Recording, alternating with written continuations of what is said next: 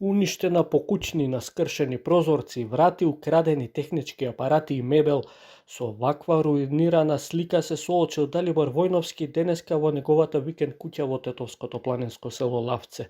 Бидејќи во селото малку македонци имаат имот, се сомнева дали ова е направено на национална основа.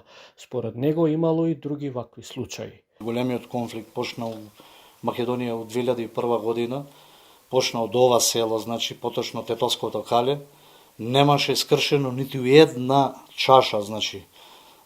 Сега ми се случува, значи мене после 20 години, 2001 година, ми се случува, значи, како да се изразим, у едно општество за сите.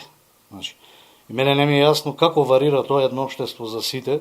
Иако штетата е голема, тој не отстапува од својот имот и ќе ја реновира куќата и покрај сите ризици. Ќе морам да реновирам поново, донадим, не отступувам, куќата ми од дедовци, прадедовци остајана, значи не е падната од небо, што се вика со 10 прсти е градена, значи уложуена во неа. Сепак ќе го реновирам, значи нема да одустанем, па макар ga кршеле уште пак. Случајот е пријавен во полицијата од каде направија увид. Минатата недела едно истражување ја покажа потребата, побарана од граѓаните, да има реонски полицајци кои би ги спречувале ваквите безбедносни опасности по населението.